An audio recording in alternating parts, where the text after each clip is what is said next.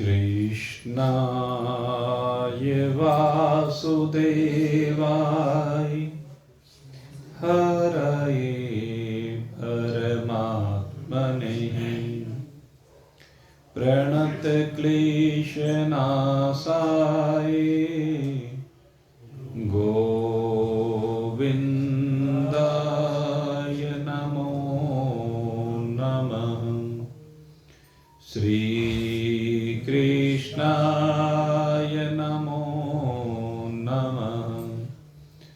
नारायणाय नमोस्तुते।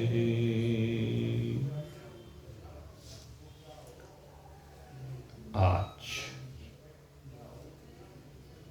अत्यंत प्रेम पूरित भावों के साथ भगवान आनंद कंद देवकी नंदन श्री कृष्ण चंद्र के श्री चरणों में कोटि सह नमन करते हुए उनके आदेशानुसार अपने जीवन की नैया को उन्हीं की ओर बढ़ाते जिज्ञासुवृंद, मेरे मित्रों, आज का दिन इस भारतीय संस्कृति का, इस वेदांत के पथ का अलौकिक दिवस है, क्योंकि आज ही के दिन भगवान श्री कृष्ण के मुखारविंद से बड़ी विषम परिस्थितियों में श्रीमद् भगवद गीता के अमृत का प्रकटन हुआ। ये गीता जी का अमृत पार्थो वत्सः अर्जुन को बछड़ा बना करके दुग्धा गोपाल नंदना सर्वोपनिषदो गावो, सब उपनिषद की गायें बना करके स्वयं भगवान कृष्ण ने दोह करके अपने प्रिय बछड़े रूपी अर्जुन को इसका पान कराया है। और जिसने भी उसके उपरांत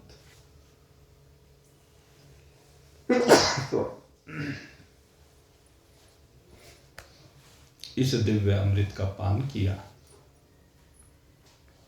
वह कृत हो गया। और इस अमृत पान के विषय में महान पुरुषों ने और ग्रंथों ने बहुत सुंदर बात कही।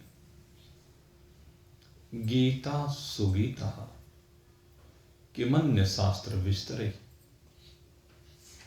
कहले गीता जैसे श्रेष्ठ ग्रंथ के होते हुए किसी अन्य शास्त्र की आवश्यकता ही नहीं है, क्योंकि गीता जी में वो सब कुछ है जो एक जिज्ञासु जानना चाहता है, जो एक जिज्ञासु शिष्य पाना चाहता है, वह सब कुछ इसमें है। क्योंकि ये स्वयं आनंद कंद भगवान श्री कृष्ण के मुखारविंद से स्रवित हुई। यह स्वयं पद्मनाभस्य मुख पद्मा विनिश्रिता।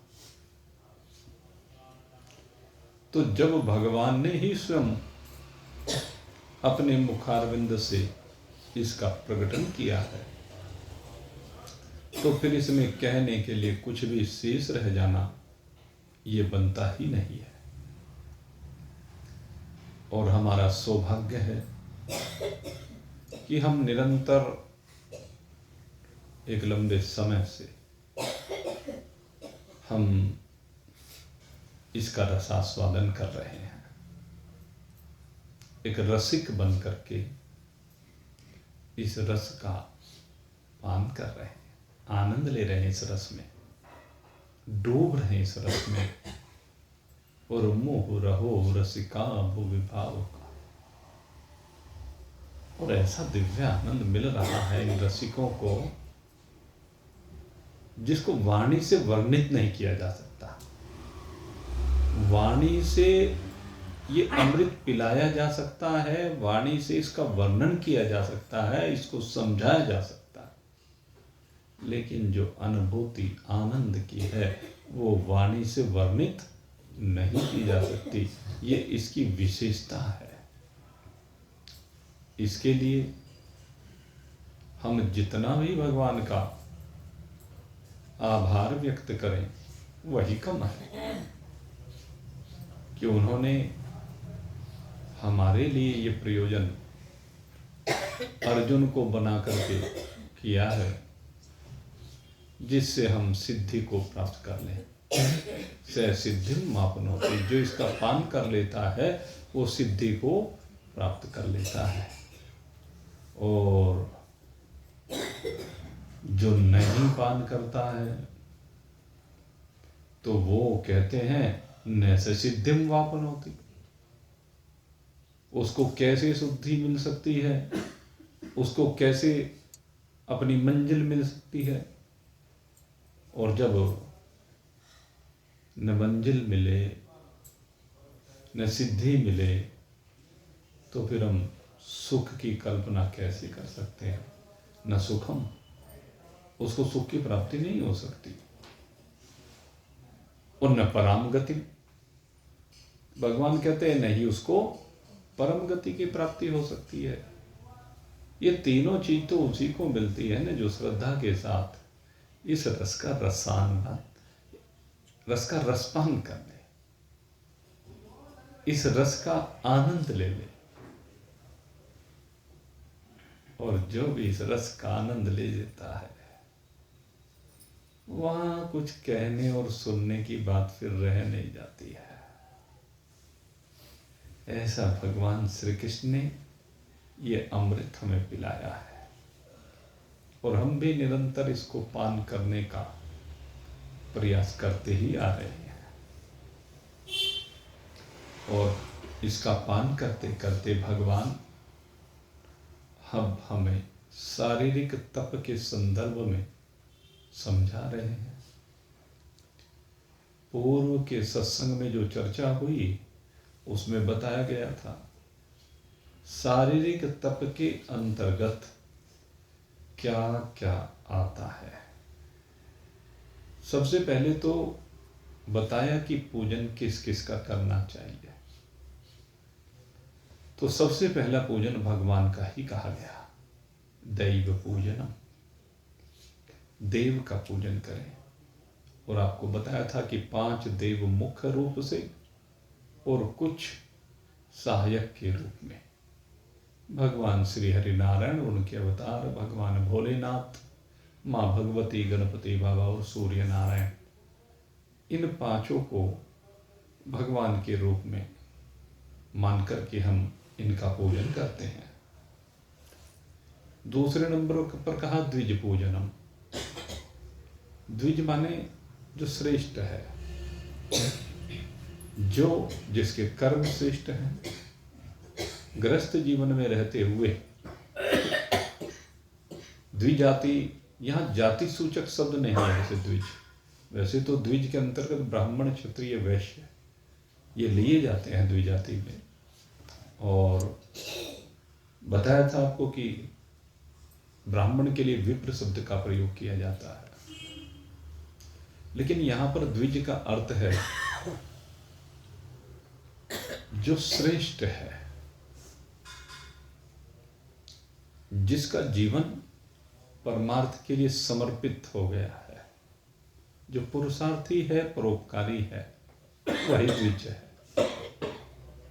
और तीसरी बात कही थी फिर गुरुदेव के लिए। गुरु कौन सा? कहते जो भी शिक्षा दे, माता को कहा, पिता को कहा, अतिथि को कहा, आचार्य को कहा, ये सब गुरु हैं। और फिर आखिर में आकर कहा प्राज्ञ पूजनम। प्राज्ञ माने उन महान पुरुषों का पूजन जो समस्त वर्ण, आश्रम, जाति, शरीर इनकी सीमाओं से ऊपर उठ गए हैं, जो जीवन मुक्त हैं, जिनका अब कोई अटैचमेंट संसार में नहीं रह गया है, उनका पूजन करना ये शारीरिक तप कहलाता है। हमने केवल शारीरिक तप को अधिकांशतः सुना कि शरीर को कष्ट दे करके भगवान के नाम को लेना, गर्मी में अग्नि जलाकर, सर्दियों में बर्फीली स्थान पर खड़े होकर खुले में, बरसात में खड़े होकर के बारिश के नीचे, बारिश हो रही और उसमें इस तरह से अनेका, कोई एक पैर पर खड़े होकर खड़ी तपस्या करना, कोई बैठी तपस्या करना, अनेक प्रकार से वर्णन आता है। लेकिन यहाँ पर उन तप का वर्णन नहीं है। उस तप का वर्णन आपने पूर्व अध्याय में, 16वें अध्याय में श्रवण किया। और भगवान ने ऐसा तप करने वालों को तो आसुर संज्ञा दी, जो शरीर को कष्ट दे करके तप कर रहे हैं, वो कहते हैं कि मुझे ही कृष करने वाले हैं। जो अंतःकरण में बैठा हुआ मैं हूं, वो मुझे कृष करते हैं। तो इसलिए भगवान ने उस तप को अच्छा नहीं बताया। ये है तप। आपका जीवन कैसा है, आपकी साधना कैसी है, आपका जीवन जीने का तरीका कैसा है। अगर यदि आप देव, द्विज, गुरु और प्राज्ञ का पूजन करते हैं तो आप तपस्वी हैं। तो पहली बात हुई जीवन में पूजन, अपने से श्रेष्ठ का पूजन। और पूजन का भाग भी आपको बताया गया था। पूजन से तात्पर्य है अपने से श्रेष्ठ की बात को मानना। जो भी अपने से श्रेष्ठ है उसमें आयु का संबंध नहीं है, जाति का संबंध नहीं है, वर्ण का संबंध नहीं है, आश्रम का संबंध नहीं है। एक छोटे से बच्चे से सीखने को मिल जाता है। भगवान अवधूत दत्तात्रेय जी एक वेश्या तक से सीख लेते हैं। आशा ही परमम दुखम, नैराश्यम परमम सुखम। एक कबूतर से सीख लेते हैं। मोह सकल जग व्याधिन कर मूला, सीख लिया कबूतर से। एक कंवारी कन्या से सीख लिया, एकांत श्रेष्ठ है। उन्होंने न जाने किस किस से ज्ञान लिया। आकाश से ज्ञान लिया, वायु से ज्ञान लिया, अग्नि से ज्ञान लिया, पृथ्वी से ज्ञान लिया, जल से ज्ञान लिया। जहां से जो मिल जाए वही गुरु। तो उसी का पूजन। जल से मृदुता सीखनी चाहिए। जल कभी कठोर नहीं होता। जल का स्वभाव सदा ही मृदु है। ऐसे हमारा स्वभाव सदा मृदु होना चाहिए, कोमल होना चाहिए। कैसी भी परिस्थिति आ जाए, लेकिन हमारे स्वभाव में कोई कड़कपन ना हो। हम सहज भाव से जिए, आनंद के साथ जिए। ये हमारे जीवन का ढंग होना चाहिए। वायु की तरह असंग होकर के जिए। कभी कभी किसी चीज का संग देश काल परिस्थिति वश हो भी जाए तो कुछ दूर चलने के बाद वो स्वतः ही छूट जाना चाहिए।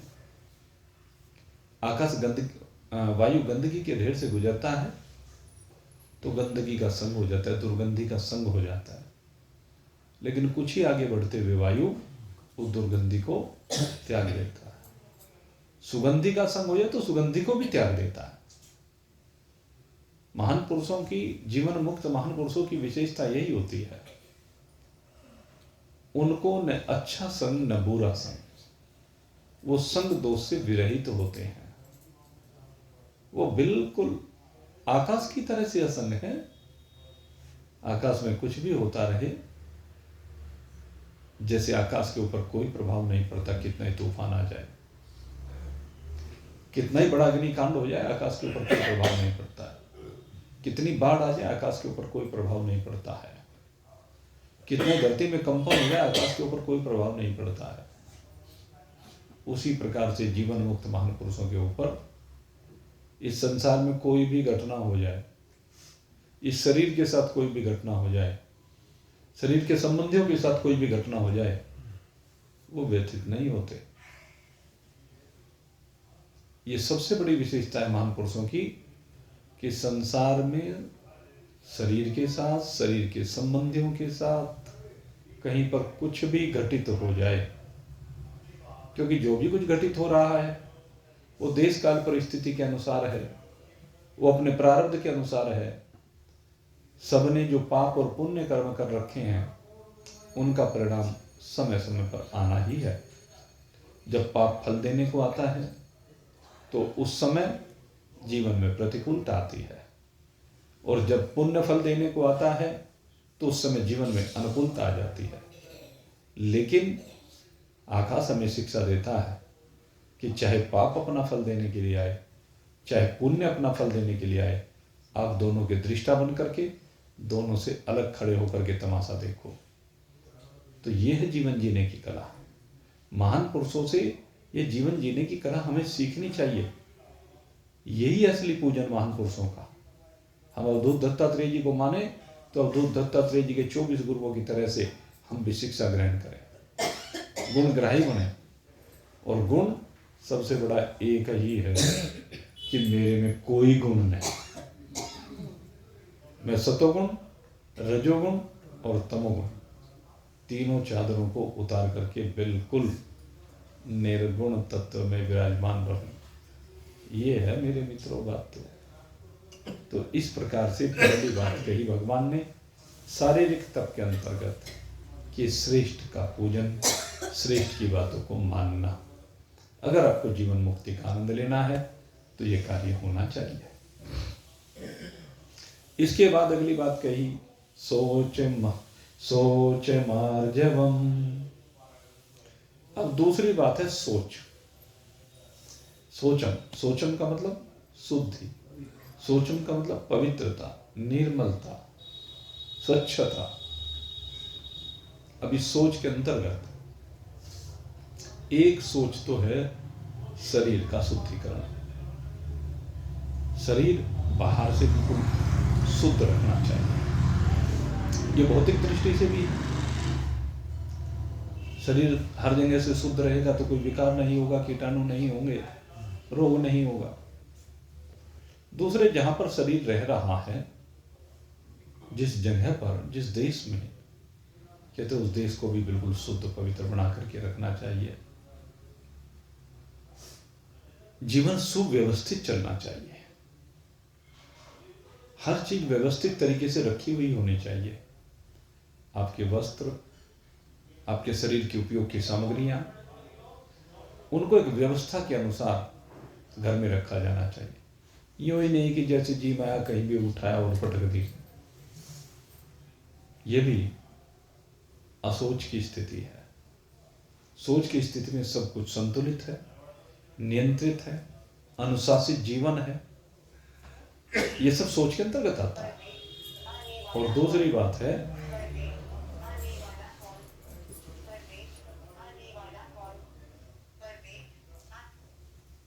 दूसरी चीज क्या है? अंदर की पवित्रता। बाहर की पवित्रता तो बाहरी साधनों से कर ली, लेकिन अंदर की पवित्रता के लिए अंदर के साधनों को पवित्र करना पड़ेगा।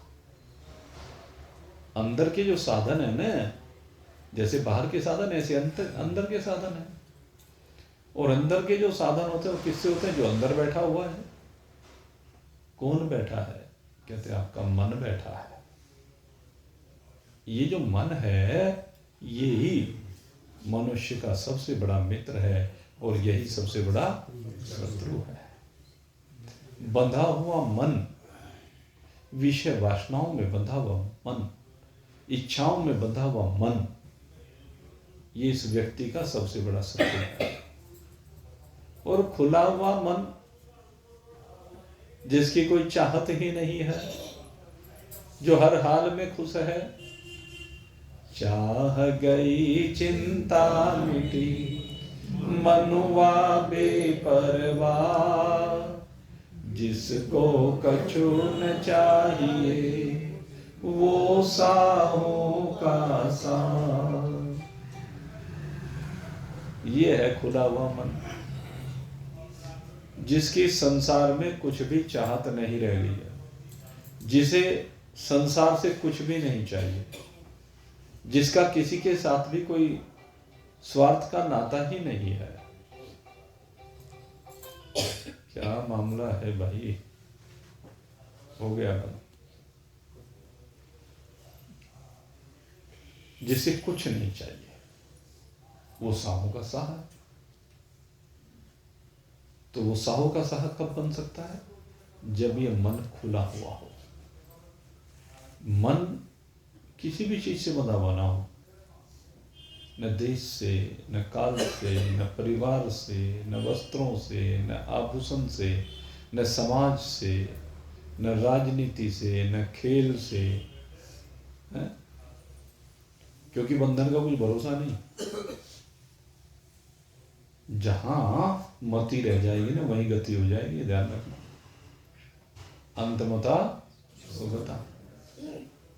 एक एक करके जो भी कूड़ा कचरा है उसे सबको बाहर निकाल दो। सत्संग में आते ही इसीलिए हो भाई, आप लोग जो सत्संग में आ रहे हो वो अंदर के कूड़े कचरे को बाहर निकालने के लिए आए हो। अंदर की पवित्रता चाहिए। जब अंदर कूड़ा कचरा ना रहे, अंदर काम ना रहे, किसी भी स्त्री और पुरुष को देख करके मन में कोई दुर्भावना ना आए, कोई संकल्प ही ना हो, ये है असली बात। उसको देख करके कोई संकल्प ना बने। स्वर्ग की कोई अप्सरा भी आकर के सामने आ जाए तो उसे देख करके कोई मन में संकल्प का ही उदय ना हो। ये है मेरे मित्रों खुला हुआ मन। आपके सामने 100 क्विंटल सोना रख दिया जाए लेकिन उसे देख करके कोई लालच ना आए। ये है खुला हुआ मन। धन परोस दिया जाए, रूप परोस दिया जाए, पद परोस दिया जाए, मान सम्मान प्रतिष्ठा परोस दी जाए, लेकिन आपका उसकी ओर कोई जरा सा भी आकर्षण भी ना हो, देखे ही नहीं। जिस प्रकार से परीक्षित को जब साप हो गया तो साप होने के उपरांत परीक्षित सुखतीर्थ की पुनीत पावन भूमि पर बैठे। श्री सुखदेव जी का आगमन हुआ। उनके चरणों में बैठकर के परीक्षित जी श्रीमद् भागवत कथा का पान करना प्रारंभ कर रहे हैं कि उसी समय देवता आ गए। वहां पर जब देवता आए तो देवताओं के आने पर देवताओं ने श्री सुखदेव जी से कहा कि आप इसको ये श्रीमद् भागवत कथामृत पिला रहे हैं, आप एक काम कीजिए, ये तो मृत्यु के भय से व्यथित होकर के यहाँ बैठा हुआ है कि 7 दिन बाद तक्षक आएगा वो डस लेगा। आप एक काम करो, इसको अमृत पिला दो। हम स्वर्ग से अमृत लेकर आए जो समुद्र मंथन से निकला था, तो इसकी जान बच जाएगी, इसका तो काम भलो हो जाएगा। और उसके बदले में ये जो कथामृत है इसका दान कर दो आप हमें। श्री सुखदेव जी कहते हैं कि जब इस प्रकार की बात हो रही थी, परीक्षित ने उस कलश की ओर देखा तक नहीं। बात सुखदेव जी के साथ हो रही है, बहल कान में शब्द तो जाते ही हैं, लेकिन परीक्षित ने उसकी ओर देखा तक नहीं। यह है असमता, यह है इस तत्व के प्रति पूर्ण समर्पण का भाव। और इसीलिए परीक्षित जी की मुक्ति हुई है। अमृत से भी मुक्ति है, ये लौकिक अमृत है भाई, इससे भी मुक्ति, उसको भी पाने की चाहत ना हो। इसे कहते हैं खुला हुआ मन। ये है मेरे मित्रों मन की पवित्रता।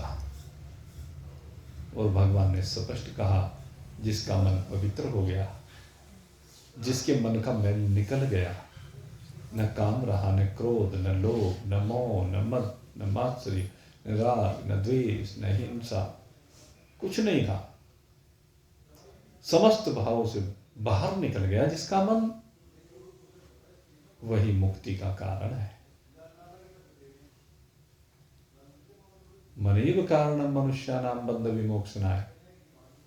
मन ही बंधन और मुक्ति का कारण है। ये वाला मन खुला हुआ, क्योंकि ये मन बिल्कुल पवित्र है, ये मन बिल्कुल निर्मल है, जिसमें कोई मल नहीं।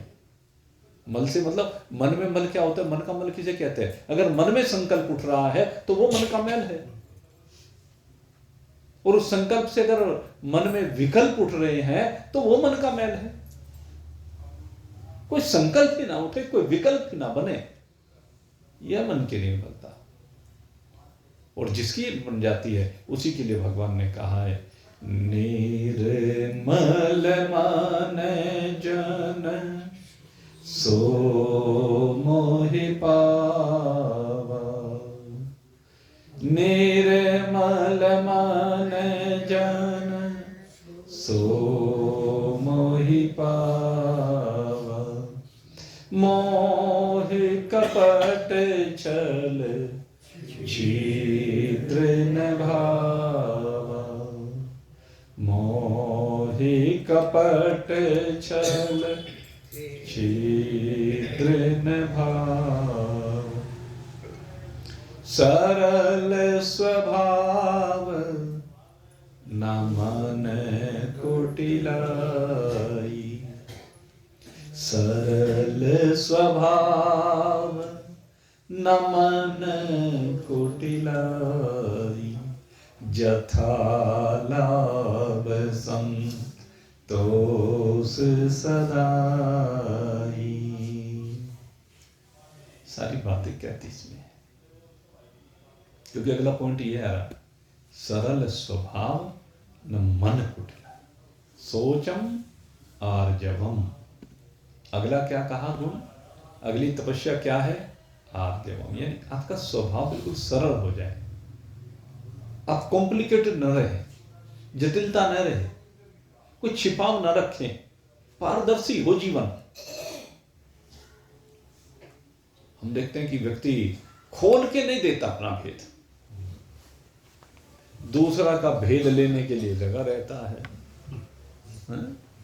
लेकिन अपना भेद देता नहीं है। लेकिन भगवान तो कहते हैं भाई, जब विभीषण को पकड़ करके लेकर आए, कहने लगे भेद लेने के लिए आए, कहने लगे खुला छोड़ दो। यहां भेद की कोई बात ही नहीं, खुला छोड़ दो, जो भेद ये लेने आओ इसे सब दिखा दो, हमारे पास जो भी कुछ है सब दिखा दो। अगर ये भेद लेने के लिए आए तो दे दो इसे सारा भेद, पूछो भाई क्या पूछना चाहते हो। नहीं प्रभु, मुझे कुछ नहीं पूछना है प्रभु, मैं तो केवल आपकी शरण में आया हूं। हनुमंत लाल जी ने मुझे आदेश दिया था, राम काज करे देखो आतुर। इन्होंने जो आदेश दिया था मैं तो उसी का पालन कर रहा हूं प्रभु। मैं अब राम काज में सहायक बनना चाहता हूं, मैं अब राम जी का काज करना चाहता हूं, इसलिए हे राम जी मैं आपके पास आया। कहने लगे ठीक है, स्वागत है, जो भी राम जी का काज करना चाहे स्वागत है। उसमें किसी भी किस्म का राम जी के काज में भाई कोई रुकावट थोड़े ना है, कोई मनाही थोड़े ना है, करने वाला होना चाहिए राम जी का काज। अब गिलहरी को बार बार इसलिए याद करते हैं। अभी हमने सुना 25 तारीख को भगवान श्री राम के विवाह की एनिवर्सरी थी, विवाह पंचमी, जिस दिन सीता जी माता का भगवान श्री राम के साथ विवाह हुआ था जनकपुर में। एक बार हमने भी देखा भाई वो उत्सव, जब हम गए थे तो जनकपुर, हाँ उसी दिन वहाँ गए थे और बड़ा अच्छा आनंद वहाँ पर लिया था। वो है ही आनंद का अवसर। तो उसी दिन अब अयोध्या में ध्वजारोहण किया गया, और जो ध्वजारोहण किया गया हमने सुना कि वहां पर साथ साथ एक गिलहरी की भी स्थापना की गई है। उस गिलहरी के योगदान को आप चिंतन करके देखें। जिसको गोद में लेकर के भगवान ने उसके पीठ पर अपनी उंगलियां फिराई थी, उसको हम स्मरण कर रहे हैं। वो गिलहरी बार बार समुद्र में जाती, स्नान करके आती या शरीर को गीला करके आती, जो भी कह लीजिए, रेत में लोटपोट होती, जितना रेत चिपक जाता, पुल के निर्माण के लिए जहां पत्थर डाले जा रहे थे उनके ऊपर आकर के धुड़धुड़ी लगाती है और सारी रेत को झाड़ते थे। बार बार इसी काम में लगी हुई है। हनुमान जी ने पूछा, अरे क्या कर रही? कि राम काज में अपना योगदान दे दूं, किसी के पैर के नीचे आकर मर जाऊंगी। कहने लगे वो भी अच्छा होगा, अगर मर भी गई तो इस शरीर के द्वारा भी कुछ तो जगह भरेगी। और फिर तू कर क्या रही है? कि रेत लाती हूं, झाड़ती हूं। ठीक है, मेरे शरीर में इतनी शक्ति सामर्थ्य नहीं कि आपके समान बलशाली चट्टानों को ला ला कर, पेड़ों को ला ला करके मैं डाल सकूं, लेकिन उनके छिद्र भरने में तो योगदान दे सकते हो ना। तो उसके उस काम को आप, उसकी भाव को देखो और भाव के साथ साथ उसका परिश्रम देखो। क्या हनुमान जी के परिश्रम में और उसके परिश्रम में कोई कमी है? जितने समय वो लगे रहे उतने समय वो भी लगे रहे, कोई परिश्रम में कमी नहीं। वो ठीक है, जिसका जैसा शरीर है उसी हिसाब से वो उतना मटेरियल एक बार में लेकर आता है। तो राम काज करिबे को आतुर, ये गिलहरी भी राम काज को करने के लिए आतुर है। इसलिए आज हम स्मरण कर रहे हैं, क्योंकि उसने राम जी का काज किया। भाई शरीर तो सबके चले जाएंगे। हमने देखा जब भी राम के काज को करने की बारी आती है, अधिकांश लोग पीछे हट जाते हैं, असमर्थता का बहाना लगाते हैं, समय का बहाना लगाते हैं। जो पीछे हट जाते हैं पीछे रह जाते हैं भाई, उनके योगदान को कहीं स्मरण नहीं किया जाता फिर। लेकिन जो शरीर में शक्ति हो, सामर्थ्य हो या ना हो, लगे रहते हैं, बढ़ चढ़कर आगे बढ़कर के स्वयं आगे लगे रहते हैं कि मेरा योगदान इस राम जी के काज में सबसे पहले होना चाहिए। ऐसा जिनका भाव होता है, कहते उन्हीं का मन निर्मल होता है, उन्हीं का स्वभाव सरल होता है। सरल स्वभाव न मन कुटिलाई, उनके मन में कोई कुटिलता नहीं, कोई हेरा फेरी नहीं, कोई छल नहीं। अपने जीवन को ऐसा बनाइए, भगवान के जैसा बनने का प्रयास कीजिए। भगवान नहीं भी बन सकते, भगवान के जैसा बनने का प्रयास करो तो सही। आज नहीं बन सकते तो जिस दिन भगवान की दृष्टि पड़ जाएगी, ऐसे भक्तों को भगवान अपने आप खींच लेते। सारी गोपियों को खींच लिया भगवान ने, सारी गोपियां खींची चली आ रही, और जब आई तो कृष्ण में हो गई, कृष्ण में डूब गई, केवल कृष्ण, और कहने लगी कृष्णो हम, कृष्णो हम, कृष्णो हम। गोपियां कहती हैं कि मैं कृष्ण, मैं कृष्ण, मैं कृष्ण। हर गोपी कृष्ण कृष्ण कहती और कुछ कहती नहीं है। हर गोपी कृष्ण मैं हो गई। तो भगवान जिस दिन देखते हैं पात्रता, उस दिन उसे अपना रूप दे देते हैं, अपना स्वरूप दे देते हैं, अपने जैसा बना देते हैं।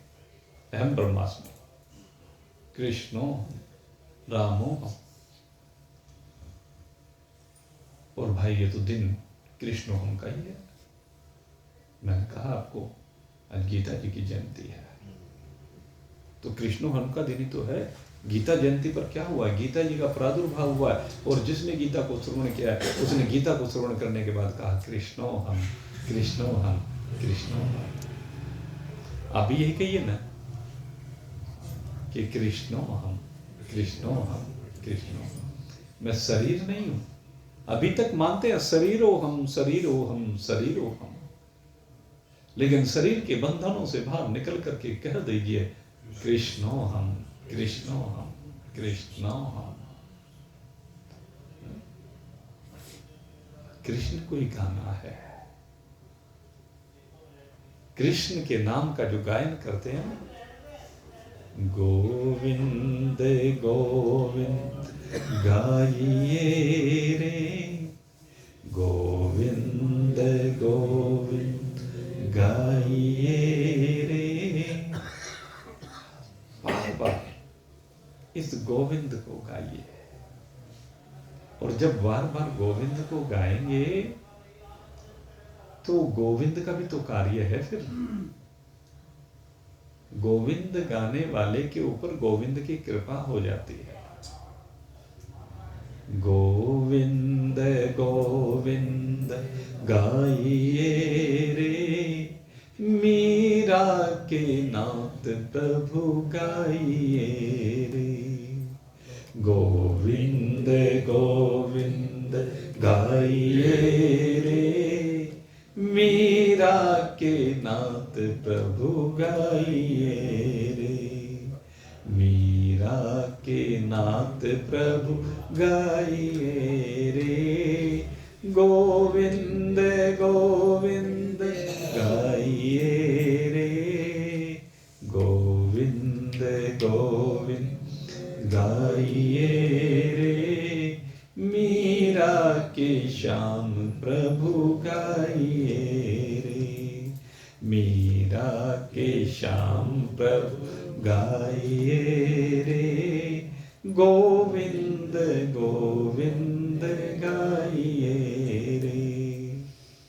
अपने जीवन में इस नाम को समाहित कीजिए, क्योंकि गोविंद को गाने में जो आनंद आता है वह अद्वितीय होता है, अलौकिक होता है, भाव में डूब जाता है बात।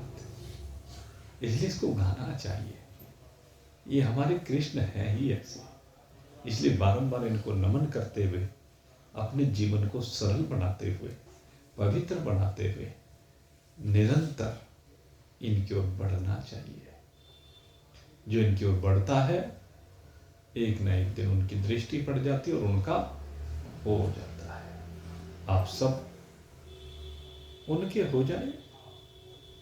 हम तो भाई यही प्रयास करते हैं और यही हम चाहते हैं। आज भी यही प्रयास है, आज भी यही चाहत है। तो आप भगवान के चरणारविंदों में कोटि से है नमन करते हुए इस नाम को हृदय में धारण कीजिए और आनंद मनाइए। इन्हीं शुभ भावों के साथ आप सभी को गीता जयंती की हार्दिक शुभकामनाएं। भगवान की कृपा आप सभी के ऊपर सदा बनी रहे। इन्हीं शुभ भावों के साथ आज के सत्संग को अब यहीं पर विश्राम दे रहा हूं। कल फिर आपकी सेवा में उपस्थित होंगे और कल द्वादशी तिथि है। द्वादशी तिथि को हमारा अन्नपूर्णा का भोग लगता है, तो दोपहर का भंडारा लाला जी की दुकान पर पूर्ववत, और शाम को यहाँ प्रसाद वितरण होगा। और कल भाई एक निवेदन और है, जो भी अगर समय दे सकें तो कल जो मंदिर बन रहा है उसमें जो बेसमेंट का नीचे का लिंटर है कल वो पड़ेगा, और हो सकता है कल उसमें रात भी काफ़ी हो जाए। तो दिन में जिसको जिस भी समय मिले तो देखें जरा जा कर के, क्योंकि हर समय मैं भी वहाँ पर उपस्थित नहीं रह सकता, लेकिन जिस समय जो भी समय दे सके। हाँ, तो तैयार है वो, सुबह मशीन लग जाएगी और उम्मीद है कि रात को देर तक चलेगा कल काम, जो कि 300 कट्टों का लिंटर वो लगना है नीचे का। तो हाँ जैसे जी जी जी, तो सभी को सादर निमंत्रण है भाई। बोलिए श्यावर रामचंद्र आनंद कंद भगवान श्री कृष्ण चंद्र की जय। जय जय